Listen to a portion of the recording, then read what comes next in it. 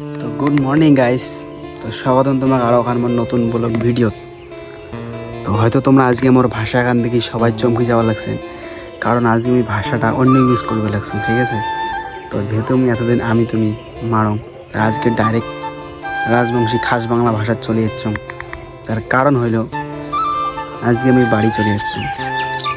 তো এখন আমি বিদেশত নাই, হুট করি প্ল্যান করি হুট করি বাড়ি চলে এসছি। কারোর কিছু ভালো মন্দ কোয়া করি নাই।